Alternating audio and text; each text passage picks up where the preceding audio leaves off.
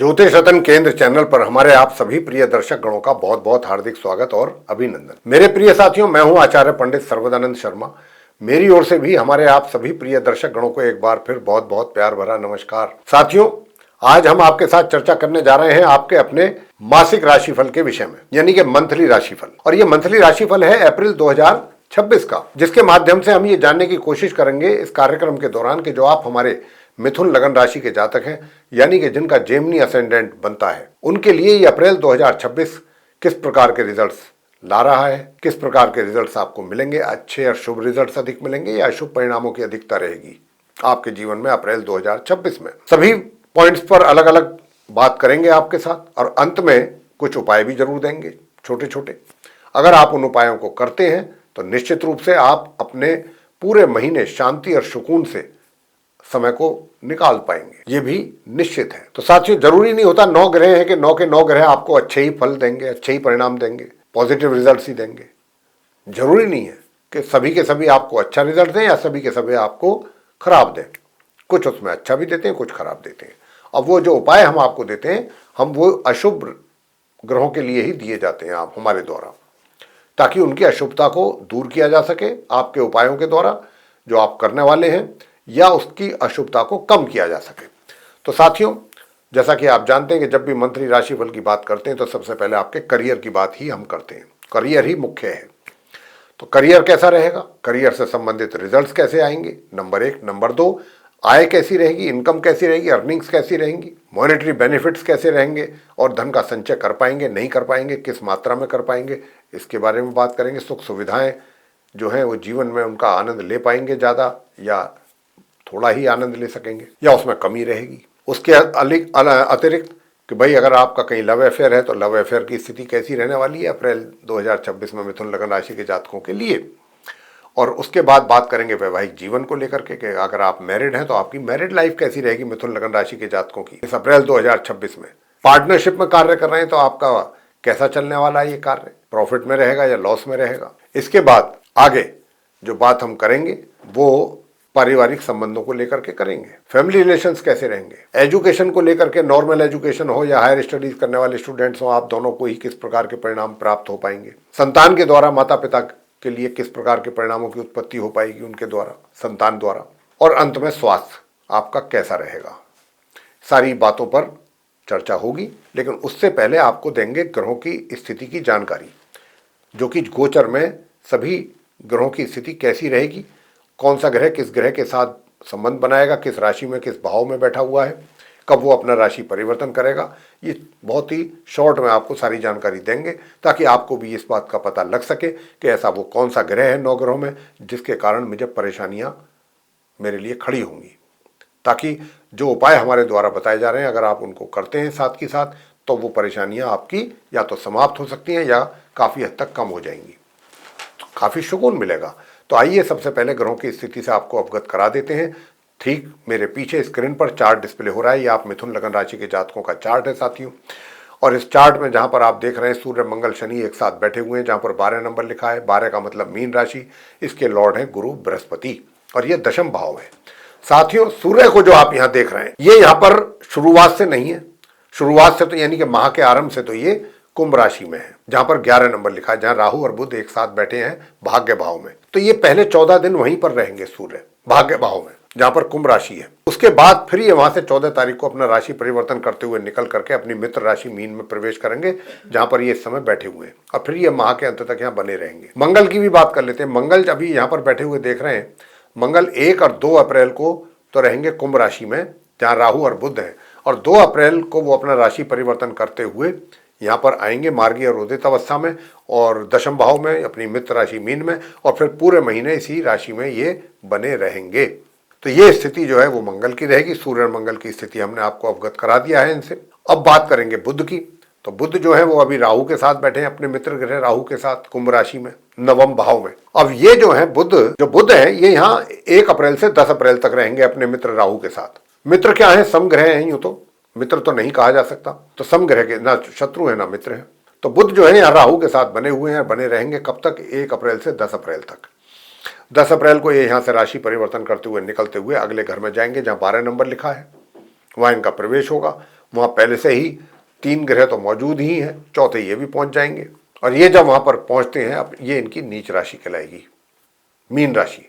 ये बुध की नीच राशि है। हालांकि ये वहां पर 30 अप्रैल तक रहेंगे। 30 अप्रैल को ये फिर वहां से राशि परिवर्तन करते हुए आगे निकल जाएंगे मेष राशि में, सम राशि में, जहां शुक्र बैठे हुए हैं। हालांकि शुक्र वहां नहीं मिलेंगे इनको, जब ये जाएंगे वहां 30 तारीख को, शुक्र वहां से पहले ही निकल जाएंगे 19 अप्रैल को।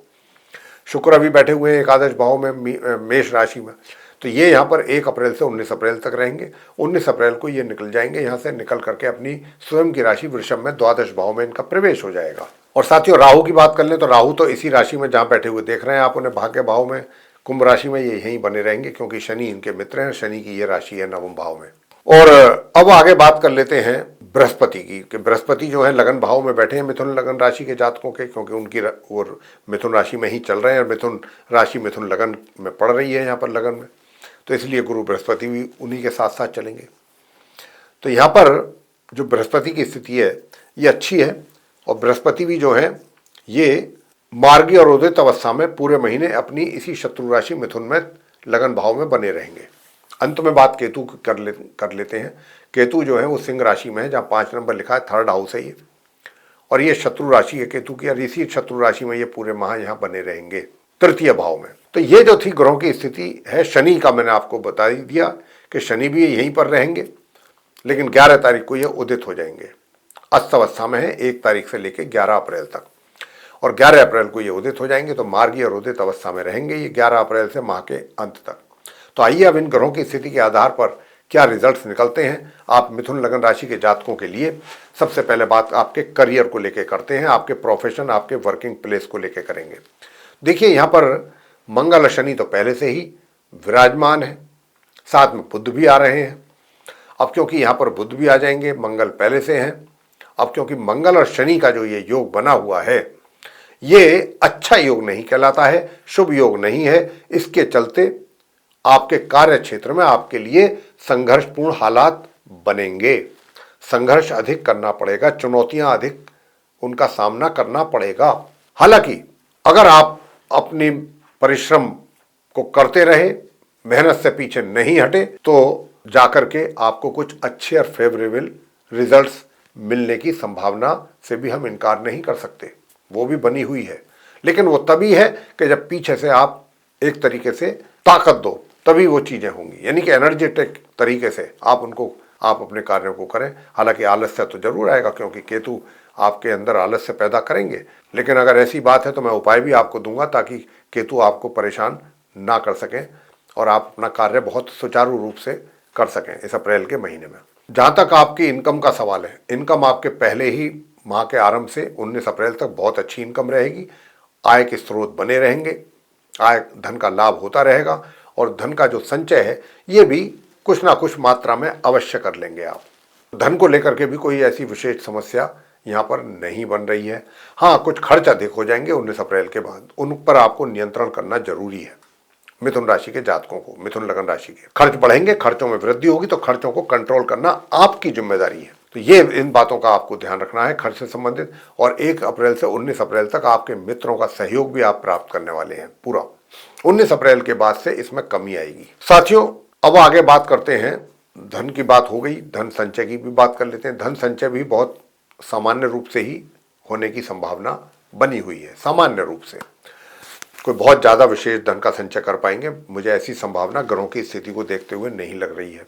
अब धन के बाद बात करते हैं आपसे सुख सुविधाओं की। तो सुख सुविधाओं का भी लाभ आपको 10 अप्रैल से धीरे धीरे मिलना आरंभ हो जाएगा, वो भी लाभ आप लेंगे। प्रेम संबंधों की अगर बात करें तो प्रेम संबंधों की जहां तक बात है तो माह के आरंभ से ही आपके जो मित्र हैं, जिसके साथ आपके प्रेम संबंध बने हुए हैं, उसका पूरा सहयोग आपको मिलेगा। बल्कि जितना आप उनसे एक्सपेक्ट नहीं करेंगे उससे कहीं ज्यादा आपको उनका प्यार मिलेगा। ये भी अब आपके लिए एक किसी कॉम्प्लीमेंट से कम नहीं है।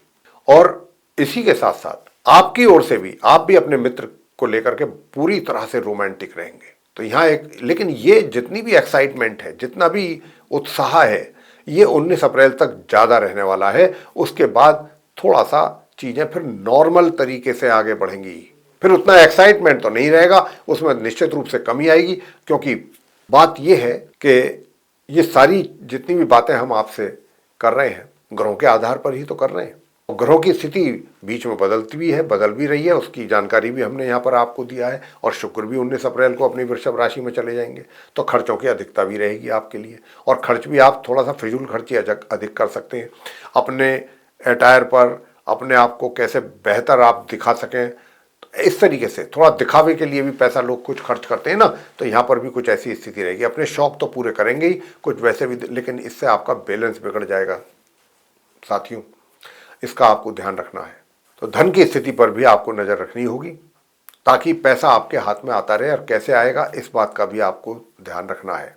ज्ञान की भी कोई प्रॉब्लम नहीं है, ज्ञान आपके पास होगा, टैलेंट, हिडन टैलेंट, वो भी आप समय समय पर देते रहेंगे। अब यहाँ पर अगर मैं बात करूं प्रेम संबंधों की तो हो गई, वैवाहिक संबंधों का देखिए, प्रेम संबंधों की बात क्योंकि मैं कर रहा हूं, तो यहाँ आपसी कोई वैवाहिक संबंधों का तो कोई अभी वो नहीं है कि भाई आपस में आपके संबंध वैवाहिक जीवन में कन्वर्ट हो जाएंगे।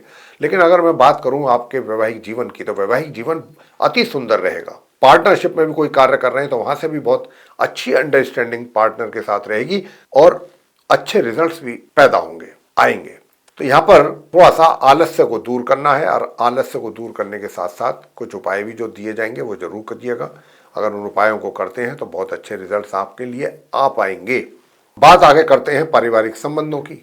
तो पारिवारिक संबंध जो है वो सामान्य से मध्यम ही रहेंगे। शिक्षा की बात कर लेते हैं। शिक्षा, आपको जो नॉर्मल एजुकेशन लेने वाले स्टूडेंट्स हैं, चाहे फिर वो हायर स्टडीज वाले भी हैं, आप दोनों को ही बहुत अच्छे परिणामों की प्राप्ति के योग है। मगर नॉर्मल एजुकेशन लेने वाले स्टूडेंट्स को 19 अप्रैल के बाद कुछ अधिक मेहनत करके ही अपने अनुकूल परिणामों की प्राप्ति के योग बनेंगे, ये ध्यान रखिएगा। और अब बात करते हैं संतान को लेकर के कि भाई संतान आपके है, कैसी रहेगी, वगैरह वगैरह। तो यहाँ पर किस प्रकार के रिजल्ट्स उसके द्वारा माता पिता को निकाल के दिए जा सकते हैं। तो 1 अप्रैल से 19 अप्रैल तक तो रिजल्ट्स काफी अच्छे निकालने की संभावना है आपके द्वारा। और जहां तक इस बात का प्रश्न है कि भाई 19 अप्रैल के बाद कैसे रिजल्ट्स रहेंगे, तो 19 अप्रैल के बाद थोड़ा सा कमी रह सकती है आप मिथुन लग्न राशि के जातकों के रिजल्ट्स में। और ये जो कमी है, संतान के द्वारा अधिक परिश्रम कर करके ही परिणामों की प्राप्ति का योग बनेगा 19 अप्रैल के बाद। अगर 19 अप्रैल तक तो बहुत अच्छे ढंग से आप परिणाम प्राप्त कर पाएंगे, माता पिता को दे पाएंगे, माता पिता संतुष्ट रहेंगे आपके परिणामों से, आपके रिजल्ट देख करके। लेकिन 19 अप्रैल के बाद आपको संघर्ष थोड़ा ज्यादा करना पड़ेगा, तब जाकर के कहीं सामान्य परिणामों की प्राप्ति साथियों कर पाएंगे। तो ये स्थिति बनेगी आप संतान के केस में। स्वास्थ्य कैसा रहेगा? स्वास्थ्य भी आपका 19 अप्रैल से काफी अच्छा रहेगा, और 1 तारीख से 19 तारीख तक आपके स्वास्थ्य में थोड़ा सा उतार चढ़ाव भी रहेगा। तो अपने स्वास्थ्य का जरूर ध्यान रखिएगा। स्वास्थ्य को लेकर के लापरवाही ना करें, इग्नोर ना करें, अन्यथा परेशानी ज्यादा पैदा हो सकती है स्वास्थ्य को लेके। 19 तारीख के बाद से स्वास्थ्य में कुछ अच्छा सुधार होगा, विरोधी शांत होंगे, जो आपको परेशान करना चाहते हैं, जो आपको नुकसान पहुंचाना चाहते हैं, वे भी शांत रहेंगे और स्वास्थ्य भी अच्छा रहेगा। तो ये इस प्रकार की स्थिति बनेगी। उपाय अब आपके लिए क्या बनते हैं? ओम केम केतवे नमः, इस मंत्र का नियमित रूप से 1 माला का जाप आपको करना है। ओम क्राम क्रीम क्रौम से भौमाय नमः, इस मंत्र का भी 1 माला जाप कर लें नियमित रूप से। और साथियों, क्योंकि जो शनिदेव हैं, शनिदेव भी हैं, सूर्य देव को आप जल देना है सुबह के टाइम, और कुछ नहीं करना। बस अगर आप करना चाहते हैं, करने की इच्छा रखते हैं, तो ओम सूर्याय नमः इस मंत्र का जाप कर सकते हैं 108 बार प्रातःकाल सूर्यदेव को जल अर्पित करते समय। बाकी भाग्य का साथ आपको पूरे माह मिलेगा। हालांकि 14 अप्रैल तक तो थोड़ा सा परेशानी तो जरूर रहेंगी आपके कार्य क्षेत्र में, जैसा मैं बता भी चुका हूं। लेकिन 14 अप्रैल तक परेशानी भी रहेंगी, लेकिन चीजें जो है उनका सॉल्यूशन भी आपके सामने आता रहेगा। और चीजें थोड़ा सा परेशानी जरूर पैदा करेंगी, लेकिन समय पर उनका निपटारा होता रहेगा।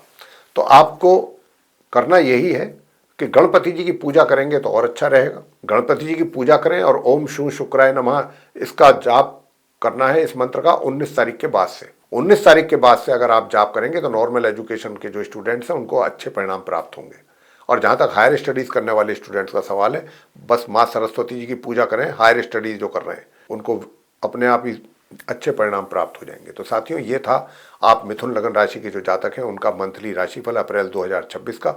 ये चर्चा अगर आपको हमारी पसंद आई है तो आप हमारे इस वीडियो को लाइक जरूर कर लें। अधिक से अधिक मात्रा में आप इस वीडियो को शेयर करें दूसरे लोगों के साथ, ताकि सभी को इसकी अच्छी जानकारी मिल सके, इसका लाभ मिल सके। और अगर आप चाहते हैं कि आने वाले दिनों में भी आपको हमारे वीडियो मिलते रहें जो बनेंगे अलग अलग विषयों पर एस्ट्रोलॉजी के, और उनकी उन जानकारी का भी आपको अच्छा लाभ समय पर प्राप्त हो सके, तो फिर साथियों बेल आइकन जरूर प्रेस करें। और अगर अभी तक आपने हमारा चैनल ज्योतिष रतन केंद्र सब्सक्राइब नहीं किया है साथियों, तो फिर आप इस चैनल को भी सब्सक्राइब जरूर कर लें, क्योंकि जो भी इंफॉर्मेशन हमारी ओर से चैनल पर डाली जाएगी वो सारी की सारी इंफॉर्मेशन आप तक पहुंचेगी।